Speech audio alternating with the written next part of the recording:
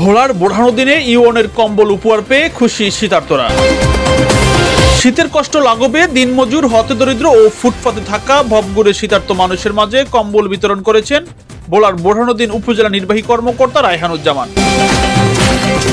পুরো জানুয়ারি জুড়ে দিনে রাতে তিনি উপজেলার বিভিন্ন ইউনিয়নের এতিমখানায় ও বিভিন্ন এলাকায় ঘুরে ঘুরে শীতার্তদের মাঝে কম্বল বিতরণ করেন।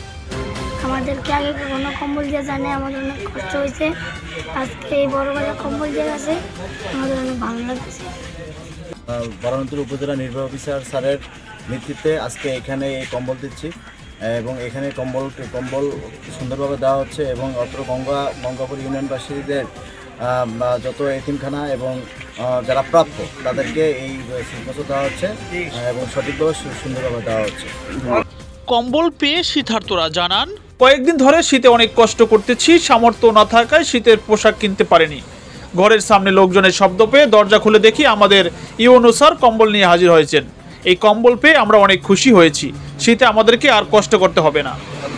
ছাত্ররা কম্বল পেয়েছে, আমরা অনেক খুশি। আমার মাদ্রাসার বয়স প্রায় 4-5 বছর। ছাত্ররা কোনোদিনই কম্বল পায় না, এবার প্রথম পেয়েছে, এজন্য শুকর আদায় করছে আলহামদুলিল্লাহ। আমরা কম্বল পাইছি, আমরা আগে পাই নেই, এখন একটাই পাইছি যে কম্বল। স্যারকে ধন্যবাদ। আমরা এর আগে কোনো কিছু পাই নাই, যে মান্টেন হিসেবে আমাদের নিজের হাতে আমাদের দিয়ে গেছে।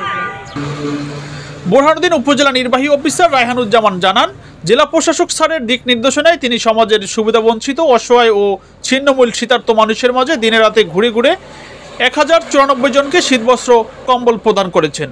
শীতে তাদের পাশে দাঁড়াতে পেরে অনেক ভালো লাগছে। শীতে শীতবস্ত্র কম্বল বিতরণ কার্যক্রম ও মানবিক কাজ অব্যাহত থাকবে।